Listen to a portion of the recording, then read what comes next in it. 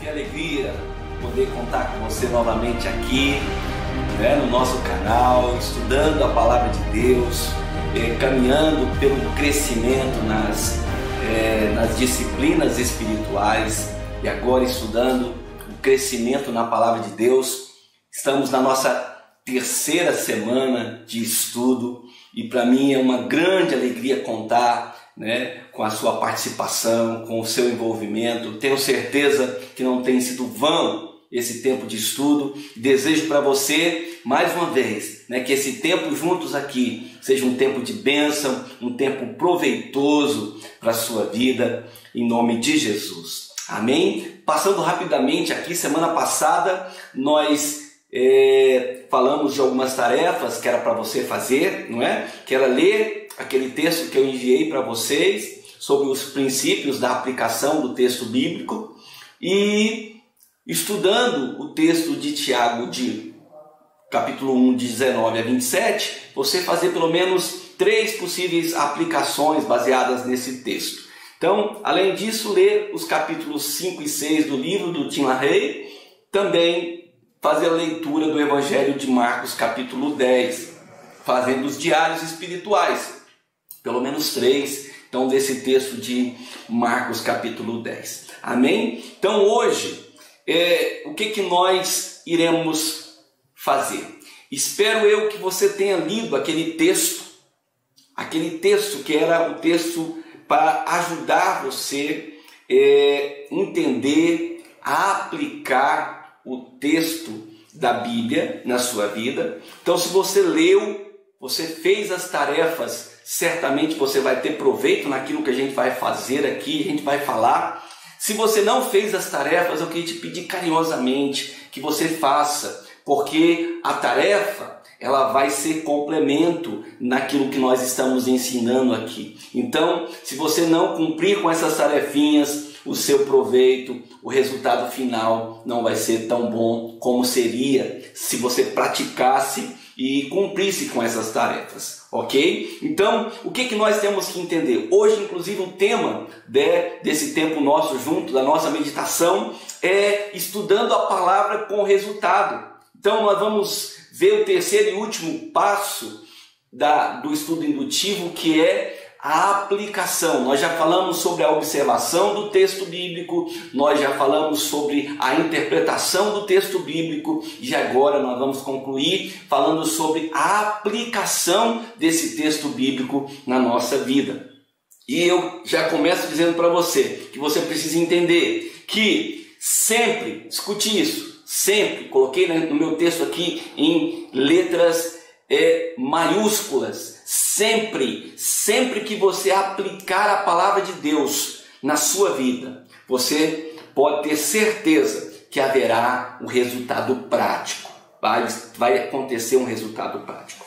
Se o seu sentimento é que a palavra de Deus muitas vezes ela não está tendo resultado na sua vida, então você precisa se questionar se de fato a palavra de Deus está sendo aplicada na sua vida. Então hoje a gente vai pegar um texto como base para nós aplicarmos na nossa vida, um texto de 2 Timóteo, capítulo 3, segunda carta de Timóteo, de Paulo a Timóteo, capítulo 3, versículos 16 e 17. Esse vai ser o texto base para a gente colocar em prática, ou para a gente aplicar esse texto na nossa vida. Então vamos fazer a leitura do texto. O texto diz assim: toda a escritura é inspirada por Deus e útil para o ensino, para a repreensão, para a correção, para a educação na justiça, a fim de que o homem de Deus seja perfeito e perfeitamente habilitado para toda boa obra. Então esse é o nosso texto e eu quero começar já fazendo uma pergunta inicial para você aqui. Você acredita que a palavra de Deus, que a Bíblia, ela é inspirada por Deus, ela vem de uma inspiração divina? Eu particularmente acredito, né? Por que eu acredito? Existem muitas coisas que a gente precisa entender. Primeiro, a Bíblia é formada por 66 livros. Esses livros foram escritos segundo por 40 pessoas diferentes. E levou-se aproximadamente 1500 anos para que a Bíblia toda fosse formada.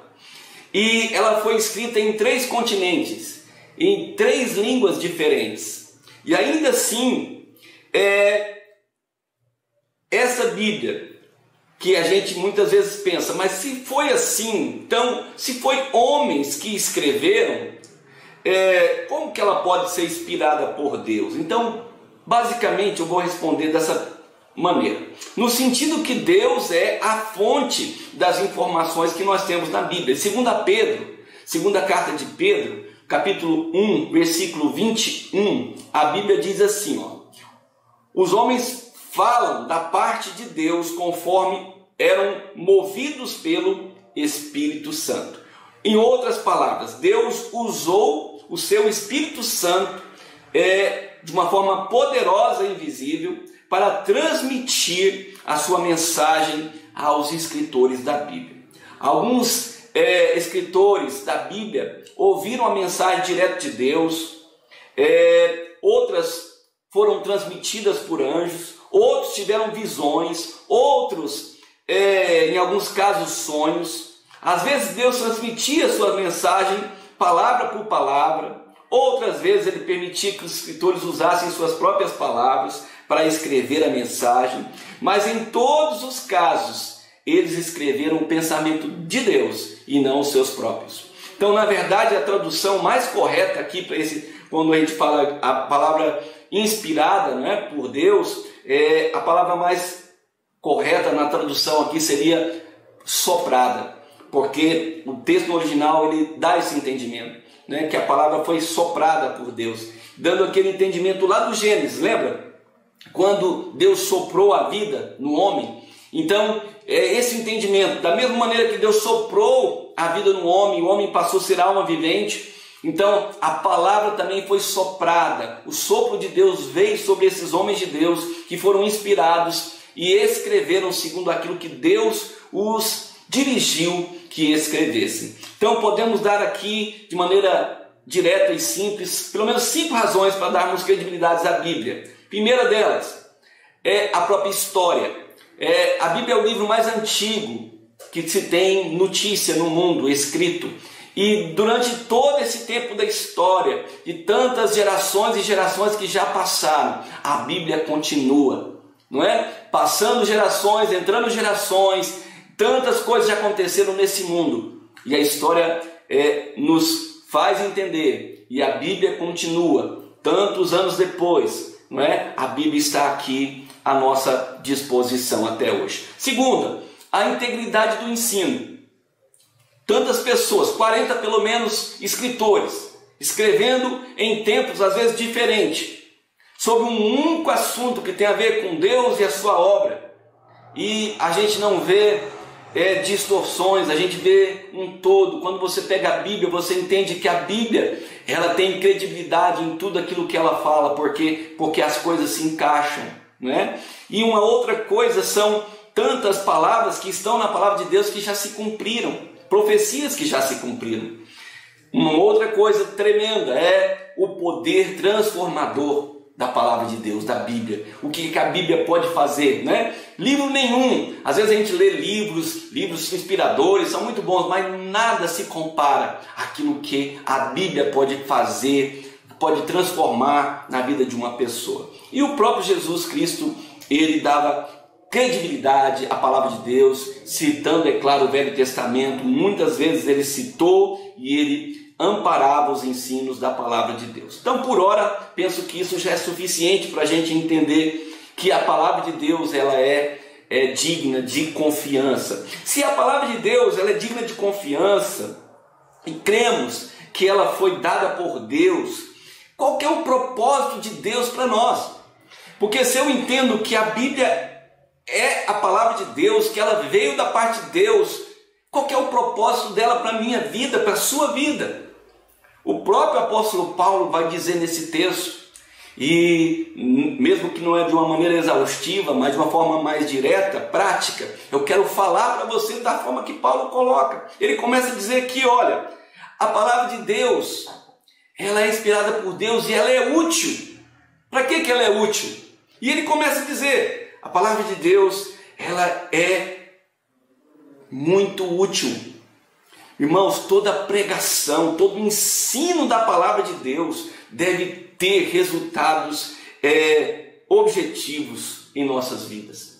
E por isso que Paulo vai começar a dizer, olha, a palavra de Deus ela é útil para o ensino. O ensino, Paulo, essa palavra ensino aqui, quando Paulo está descrevendo isso, é algo semelhante ao que ele fala lá para o seu discípulo Tito. Se você tiver com a sua Bíblia, depois se você quiser olhar Tito capítulo 1, Paulo ele vai chamar a atenção e falar da importância do seu ensino, que leva, o ensino da palavra de Deus, que leva a pessoa, o ser humano, ao pleno conhecimento. E o que seria esse pleno conhecimento? O texto lá, Tito 1:1, diz assim, Paulo, servo de Deus e apóstolo de Jesus Cristo, para promover a fé que é dos eleitos de Deus e do pleno conhecimento da verdade segundo a piedade. Então, a palavra conhecimento aqui vem do grego epignosis, que é uma forma intensiva do termo que é usado também lá em João, capítulo 8, versículo 32, bem conhecido, quando diz, e conhecereis a verdade vos libertará. Então esse termo conhecereis é gnosko. Então gnosko é a palavra grega usada aqui, ou gnosko, é a palavra conhecereis. Conhecereis a verdade vos libertará. Fala de um conhecimento profundo e pleno, e que é adquirido pela experiência. Não é um conhecimento apenas intelectual, entende? Então esse é um conhecimento que transforma vidas, que norteia de como se deve viver. E por isso que Paulo chama a nossa atenção, e ele fala para Tito aqui, para que no versículo 16, capítulo 1 de Tito 16, Paulo falando ainda para Tito, ele chama a atenção e fala, olha, no tocante a Deus, professam conhecê-lo, entretanto, o negam por suas obras. É por isso que são abomináveis, desobedientes e reprovados para toda boa obra. E no começo do capítulo 2, Paulo vai dizer para Tito assim, olha, abandona esse caminho desse povo aí e segue esse. Tu, porém, capítulo 2, versículo 1 de Tito, tu, porém, fala o que convém à sã doutrina. O ensino da palavra faz parte da base da vida cristã.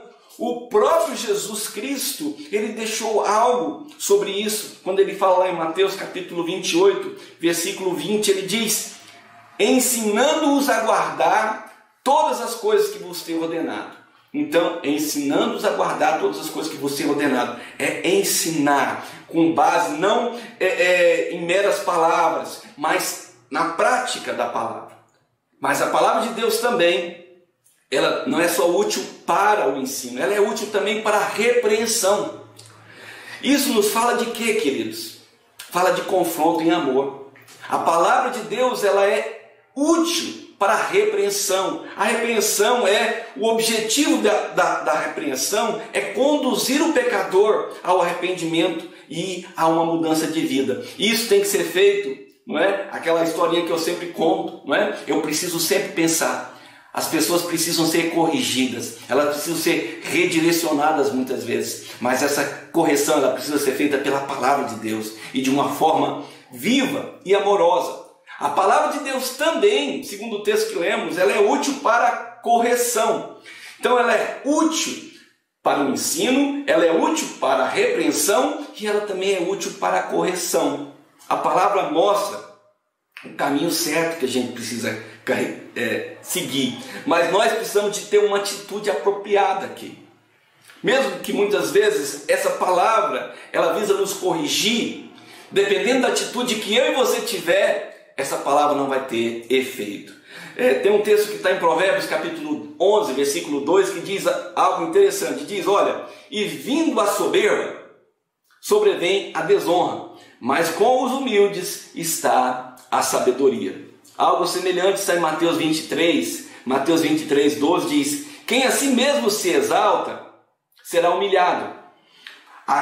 Aquele que se exaltar, será humilhado. E quem a si mesmo se humilhar, esse será exaltado. Entenda uma coisa, uma pessoa soberba, ela torce a verdade porque ela quer sempre estar no centro de tudo. Uma pessoa soberba, ela distorce os fatos porque ela quer ficar no centro de todas as coisas. Agora, uma pessoa humilde, ela muitas vezes ela enxerga as coisas de forma diferente, de maneira mais sensata, porque não se coloca como centro do universo. O soberbo, ele acha que sabe de tudo, querido. Já o humilde não. Por isso, o texto vai dizer que o humilde, ele aceita a correção da palavra de Deus. Já o soberbo não. Por quê? Porque alguém que pensa que já sabe de tudo, ele não vai não vai conseguir admitir que está errado, não é? Porque se eu sei mais que os outros, eu já estou certo. Então como é que alguém vai me corrigir? Como que a palavra de Deus pode me corrigir se eu estou certo? Porque isso é uma atitude do soberbo. E a palavra também, querido, ela é útil para educação. Só que eu quero chamar a sua atenção para essa palavra usada como educação aqui. É uma palavra grega usada aqui chamada paideia. E essa palavra, ela traz a ideia de um treinamento ou de uma capacitação. Algo que se consegue não apenas de maneira teórica, mas também de maneira prática, exigindo muita dedicação e também disciplina. Essa educação aqui é uma capacitação e um treinamento que o texto completa, que deve ser feito na justiça. O que é na justiça? Tudo isso deve ser feito de acordo com o caráter de Deus, de acordo com os nossos relacionamentos que refletem o caráter de Deus. Então a palavra de Deus, ela é apta para nos educar. A palavra de Deus, ela é apta para nos ensinar, para nos treinar. Então cada um de nós precisamos passar pelo treinamento da palavra. Precisamos ser educados segundo a palavra de Deus, segundo o caráter de Deus. E eu quero concluir fazendo aqui ainda uma aplicação bem prática de tudo aquilo que nós lemos aqui para as nossas vidas. Imagina o seguinte, querido, muitas vezes nós temos visto nossos cultos mais voltados para eventos, não parte de um processo objetivo que vise o crescimento das pessoas ou o discipulado. Muito do que se prega, né, não tem o interesse de perguntar. Eu mesmo, né, que prego, e tantos outros pregadores, nós pregamos muitas vezes na igreja, mas nas semanas que seguem das nossas pregações, a gente não pergunta para as pessoas se elas fizeram alguma coisa baseado naquilo que aprenderam, naquilo que foi ensinado, naquilo que foi pregado nas semanas anteriores.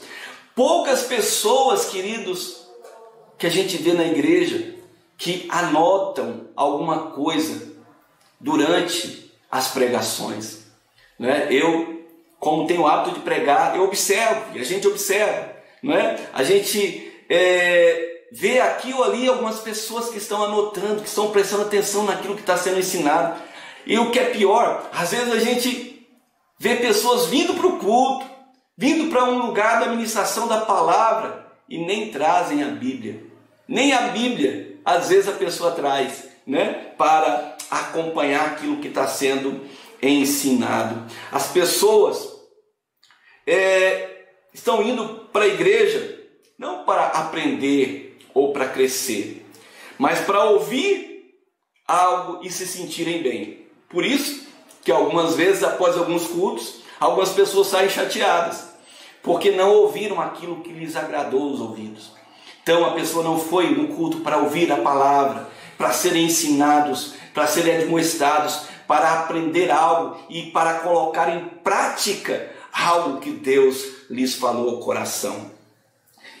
Você, quando vai à igreja, ao participar de um culto, o que geralmente você tem feito? Gostaria de sugerir algo para você hoje, a partir de hoje pelo menos. Quando você for participar de um culto, leva a sua Bíblia. Além da Bíblia, leva um lápis, leva uma caneta, uma agenda, uma coisa para você anotar. Porque se você anota, se Deus está falando algo especial, eu tenho o costume de anotar, depois você pode voltar no que você escreveu e colocar isso em prática durante a semana, naquilo que o Senhor falou com você. Se a gente não anota, dificilmente a gente vai se lembrar, a gente esquece rapidamente das coisas. Você vai perceber, querido, que se você fizer isso, essa palavra vai impactar a sua vida. Essa palavra vai fazer diferença na sua vida. E eu quero encerrar aqui mais uma vez agradecendo você. Agradecer você pela perseverança, agradecer você pela sua participação, te convidar a estar firme conosco, entender o quanto é tremendo o estudo da palavra de Deus. E se essa palavra, se esse estudo tem edificado a sua vida, eu quero desafiar você, compartilhe com mais pessoas, leve essa palavra a outras pessoas. Imagine o que vai custar para você divulgar ou postar ou compartilhar essa mensagem com mais pessoas. E quantas pessoas podem ser edificadas através da palavra de Deus. Então eu quero convidar você a participar comigo, a ser nosso parceiro na divulgação da palavra de Deus e avançar cada vez mais em nome de Jesus. Amém? Quero encerrar aqui, deixando aqui as nossas tarefinhas para a próxima semana, ok? Então, anote aí as tarefas que você precisa fazer para o próximo estudo estarem prontas. Então estudem os capítulos 6 e 7 do livro Como Estudar a Bíblia Sozinho, do Tim LaHaye, capítulos 6 e 7. E façam um estudo panorâmico da carta de 1 João. Então você vai usar um questionário lá no livro do Tim LaHaye, no final do capítulo 7, tem um questionário que você pode usá-lo para fazer esse estudo panorâmico aí da primeira carta de João. Além desse questionário, eu vou te mandar um texto, tá? Eu vou te mandar um texto que vai te enriquecer, que vai ajudar você bastante a entender e fazer então esse estudo panorâmico aí da primeira carta de João, ok? E depois que você fizer esse estudo panorâmico, eu quero que você termine esse estudo anotando qual foi a maior bênção que você teve fazendo esse estudo, qual foi o desafio que você teve, qual foi o maior impacto que você teve enquanto você estava fazendo essa tarefa, ok? E continue fazendo pelo menos 3 diários espirituais. Amém? Que Deus abençoe a sua vida, que tenha uma semana abençoada. Eu te espero aqui semana que vem para juntos continuarmos fazendo esse estudo que vai trazer crescimento na nossa vida espiritual e prática na nossa vida.